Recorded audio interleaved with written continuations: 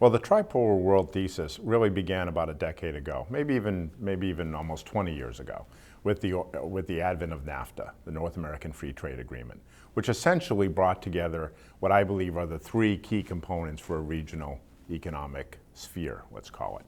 The first is a natural resource base, and that would be Canada in this example of North America. The second would be a low-cost manufacturing base, that would be Mexico.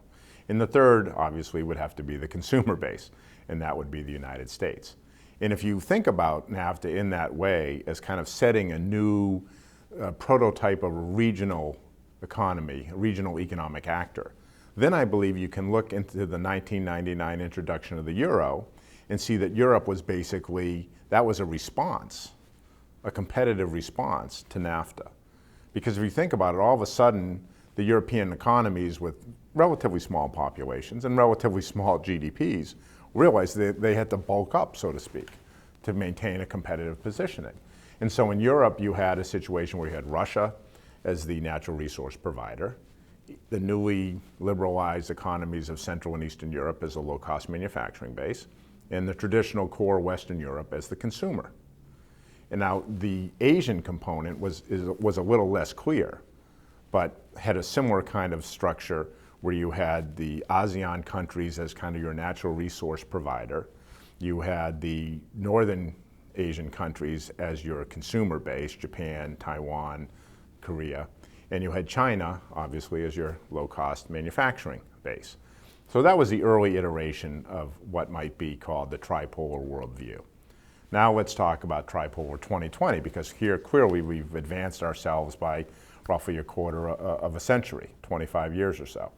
And tripolar 2020, I believe, could be the iteration of the next phase of globalization.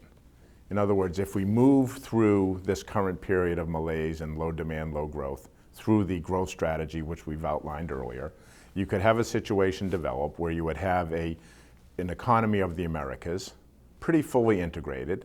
When people think of Latin America, for example, they don't actually realize that Latin America pulled together en masse is 600 million people, a GDP of $6 trillion, roughly 40% of the US GDP, growing at 4 to 5% per annum. And I think this is important to take maybe a step back. And when you listen to our economic policy team in Washington talk about free trade with Europe, possibly free trade with Asia through the Trans-Pacific Partnership, I would argue that those are kind of misguided, that we should really be focusing south. That's the real economic integration opportunity for the United States.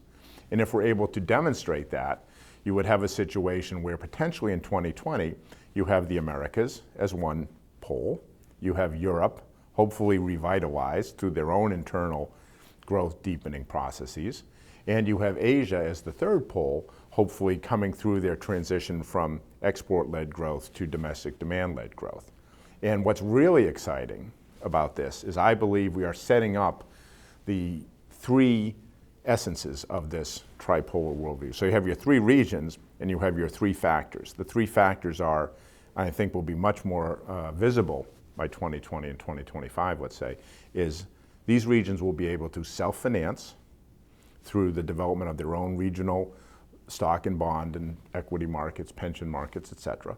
And even today, for example, people don't realize that in Asia, the non-financial corporate debt markets in Asia are bigger today than they are in the United States. And within 2 years, they will be bigger than the corporate non-financial debt markets of the US, the UK, and Europe combined. So self-financing, self-producing through this focus on advanced manufacturing techniques, which, as we recall and we spoke of earlier, brings you to a desire to be much closer to the consumer.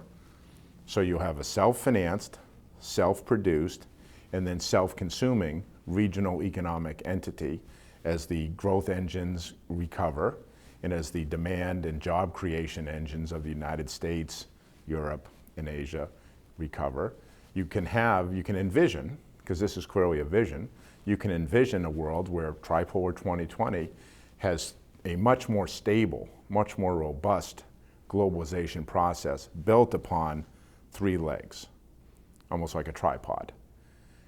And one, to extend it even further, if we want to really engage in a little bit of forward thinking, I believe by 2030 or so, 2025, we could be talking about a four-polar world. The four poles would be the Americas, Europe, Asia, and Africa would join as the fourth pole.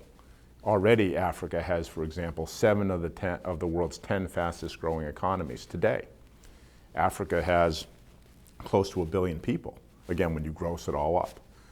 So one of the things that hopefully comes through this discussion is thinking about the world a little bit differently.